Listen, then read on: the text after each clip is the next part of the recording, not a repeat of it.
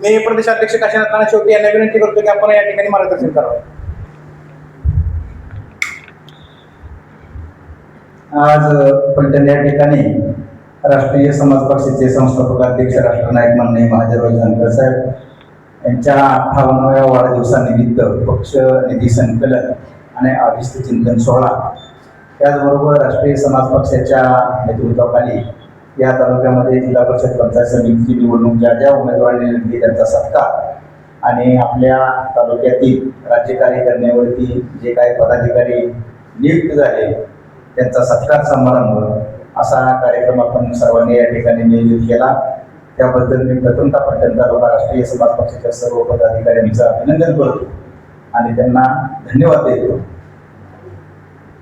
आज आता माऊली तुम्ही नवीन आहात, वर्ग मित्र आहे सर साहेबांनी 8वी 9वी 10वीला मी एका वर्गात एका बेंचवर बसलेला आहे. ते मराठा क्रांती मोर्चाचं काम करतात आणि मी तुमच्या विचाराचं काम करतो. मी गेली 21 वर्ष करतो आणि आता 5-6 वर्ष करतो.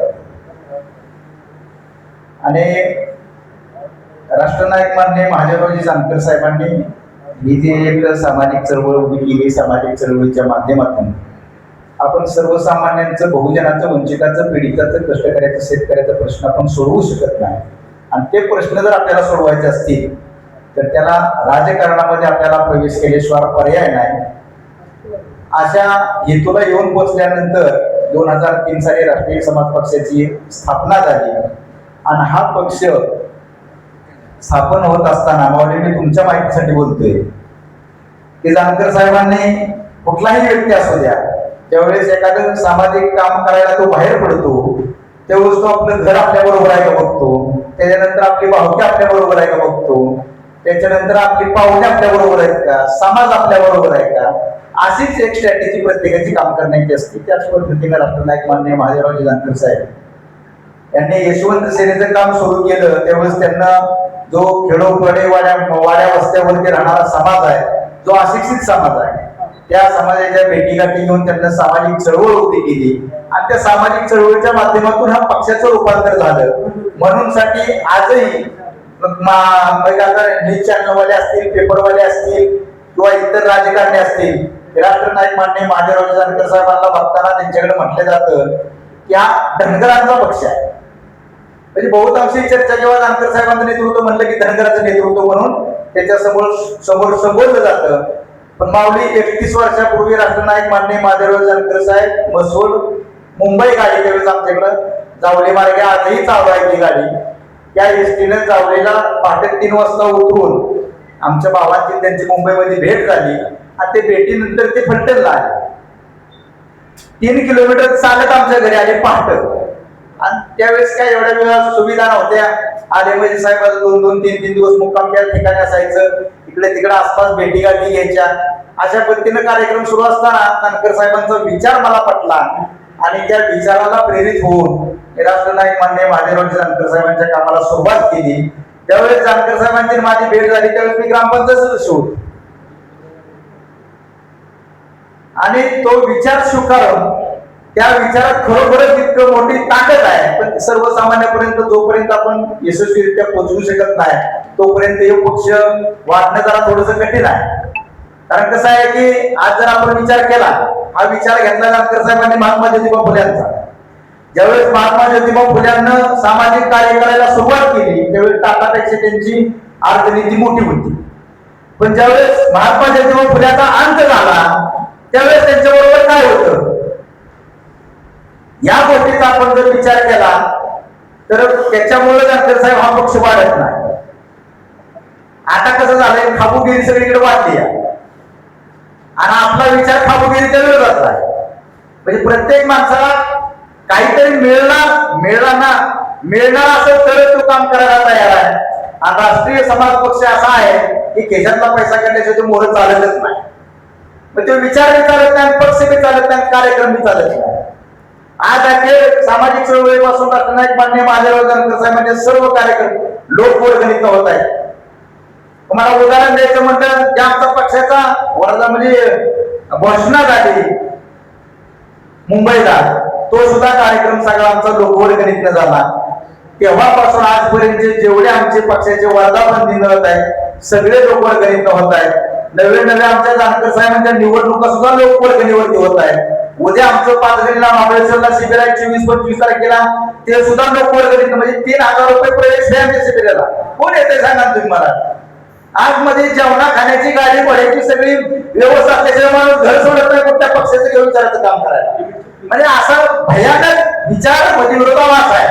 आज सत्ताधाऱ्यांचं राजकारण बघितलं, राष्ट्रीय समाज पक्षाचं राजकारण बघितलं तर याच्यामध्ये अनेक कोसो महिलांचं अंतर आहे आणि त्या महिलांचं अंतर तोडून जे कार्यकर्ते काम करतात ते हे खरे कार्यकर्ते आहेत. म्हणजे कोणाला न बोलवता खिशातले पदर देतात. जानकर साहेबांना यादी दिली या आणि साहेबांचा अभ्यास करा. जानकर साहेबांच्या बरोबर जे मित्र पक्ष होतं ते आज काय बोलतात किंवा बोलू शकतायत का? फक्त एकटे महादेव जानकर साहेब जे एवढा महासत्ता बीजेपी आहे, देशात आहे, राज्यात आहे, त्याच्या विरोधात बोलू शकतात. ही ताकद जी आहे ती ताकद ही इथं बसलेल्या सर्वसामान्य कार्यकर्त्यांचं त्यांना बळ आहे. मग ते आर्थिक असेल, सामाजिक असेल, सगळ्या बळाच्या जोरावरती जानकर साहेब या सगळ्या गोष्टी करू शकतायत.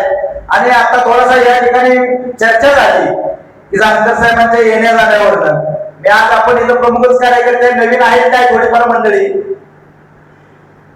बहुतांशीय निवडणूक झाल्यानंतर एक 3-4 वेळा साहेब या तालुक्यात येऊन गेलं आणि त्याच्यानंतर निलेश अशी परिस्थिती झाली. ह्याचं आत्मपरीक्षण प्रत्येक कार्यकर्त्याला करणं गरजेचं आहे. आपण आपल्या जबाबदारीला किंवा आपण आपल्या पक्षावरती निष्ठा ठेवून आपण काम करतोय का? म्हणजे आपण ज्यावेळेस आपण दुसऱ्याकडे बोट दाखवतो त्यावेळेस आपल्याकडे 3-4 बोट असतात. आपल्याही चुका कुठे झाल्यात का याचंही आत्मपरीक्षण कार्यकर्त्यांना बघितलं पाहिजे. आता खंडेरावांना सांगितलं त्या पद्धतीनं रात्री तुम्ही आम्ही बरोबर होतो, साहेब कुठे मुक्कामाला जायचं म्हणजे जायचं म्हणजे परत काय झालं, आम्ही पुण्याला गेलो, तुम्ही पुण्याला गेला ऋषी बिचुकले आमच्या बरोबर होते. तुम्ही मला काय म्हणला घरी फोन करून सांग आपण मुक्कामाला तिकडे येते म्हणून.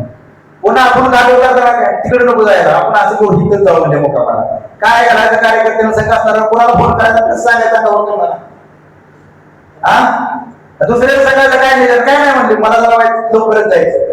परत जरा त्यांना अतिशय मोठा त्यांचा प्रवास झाला त्यांचा अंग दुखत होतं थोडं शिरतो. पुन्हा ऋषीला म्हणले इथं मॉलेज कर मला फोन भेटेल का. पुन्हा त्यानं रात्रीचा फोन केला 12 वाजता की आपला भिवडकर सरांना. भिवडकर सर इथं नव्हते. भिवडकर सरांच्या मुलाने म्हणजे या म्हणजे थोडंच तुमचं मॉलेज करतो. त्याच्यामुळे दुसऱ्या दिवशी साहेबांचा 10 वाजेपर्यंत वेळ गेला. तुम्हाला फोन करायचा आणि साहेबांचं त्या ठिकाणी नसतील तर काय होतं माझ्यावर काय होतं. साहेब येतात म्हणून फोन करतात साहेब थांबत नाही करायचं काय सांगा तुम्ही मला. म्हणजे आमंत्रण दिलं तरी जो प्रमुख कार्यकर्ता आहे त्याची मारामार आहे आणि नाही दिलं तरी मारामार आहे. नेमकं कुठल्या मार्गाने करायचं सांगा तुम्ही. काही म्हणजे काही जणांच्या ठिकाणी तुम्ही स्वतः आहे आणि त्या ठिकाणी असा प्रसंग होतील त्यावेळेस तुम्ही काय पुढे करणार आहे की ह्याच गोष्टीचा आपण विचार केला पाहिजे. आणि छोट्या मोठ्या गोष्टी आपण एक विचार घेऊन चाललोय आणि त्या विचारामध्ये छोट्या मोठ्या गोष्टीकडे माणसाने दुर्लक्ष करायला शिकलं पाहिजे. पाठीमागच्या वर्षीचं उदाहरण सांगतो. मावली आमच्या गावची यात्रा होती आणि हळदीचा कार्यक्रम असतो आमच्या जावलीचा. त्या दिवशी आमचा पुण्यात कार्यक्रम होता. पुण्याच्या कार्यक्रमाला आमच्या गावची यात्रा असून हळदीचा कार्यक्रम असून नारायण तुम्ही होता का नाही, बाळूसिंह तुम्ही होता, दरवराव तुम्ही होता, भारती गोपने मानकरी गोपने बोलायचे तरी सुद्धा ते पुण्याच्या कार्यक्रमाला होते. जवळजवळ 2 गाड्या भरून येऊन आम्ही पुण्याला गेले राष्ट्रीय समाज पक्षाचा कार्यक्रम यशस्वी करण्यासाठी. 20 एप्रिल जानकर साहेबांना वाढदिवस होता बोलते आणि दुसऱ्या दिवशी जानकर साहेब आमच्या गावात येऊन गेले त्यांची आम्ही सगळी पुण्याला आम्हाला कोणालाच माहित नाही काय आम्ही काय बॉम्बा मारायचा का. आणि मी राज्याचा प्रदेशाध्यक्ष जाताना तरी विचारलं तुम्ही पुण्याला जाणार आहे आणि मी स्वतः फोन करून विचारले साहेब उद्या तुमचं शेड्यूल काय आमचा मी बघतो म्हणले तू नको माझी काळजी करू काय करायचं सांगा तुम्ही मला. म्हणजे ह्या गोष्टी कार्यकर्त्यांना लक्षात घेणं गरजेचं आहे आणि नको त्या गोष्टीवरनं एकमेकांमध्ये धुसफूस करणं आणि जे एक आपण विचारांना प्रभावित होऊन 5-10 वर्ष 20 वर्ष 25 वर्ष त्या संघटनेमध्ये चळवळीमध्ये काम करतोय याला कुठेतरी स्पीड ब्रेकर तयार करून आपला विचार किंवा आपलं ध्येय पासून आपण कुठेतरी विचलित होणं या गोष्टी बरोबर नाही असं मी आपल्या सर्वांना विनंती करतो. आणि निश्चितपणे राष्ट्रनायक माननीय महादेवराव जानकर साहेब यांचा विचार एक ना एक दिवस या राज्यामध्ये अतिशय चांगल्या पद्धतीनं या ठिकाणी उठावदार कामगिरी केल्याशिवाय राहणार नाही लक्षात घ्या. आज जर विचार केलं जानकर साहेबांसारखं नेतृत्व तुम्हा आम्हाला लाभलंय, इतकं प्रखर नेतृत्व आहे की आज कुठल्याही विरोधी पक्षाचा अभ्यास करा, एकही विरोधी पक्षाचा नेता सत्ताधारी पक्षावरती बोलू शकत नाही. पण या महाराष्ट्रामध्ये एकमेव नेतृत्व साहेब नाईक माननीय माधवराव जानकर साहेब, ते विरोधकावरही बोलतात आणि सत्ताधाऱ्यावरही बोलतात आणि ते चुकीचं बोलत नाही. आणि जो विषय कुठलाही असू द्या तो विषय सरळ शब्दामध्ये मांडणारं नेतृत्व म्हणजे राष्ट्रनायक माननीय माधवराव जानकर साहेब आहे.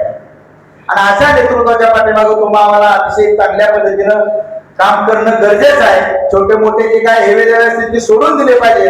आणि राष्ट्रनायक माननीय माधवराव जानकर साहेबांचे जे विचारधारा आहे, जो आपल्या पक्षाचा विचार आहे, तो विचार आपण सर्वसामान्यापर्यंत पोहोचवून जर आपलं राजकीय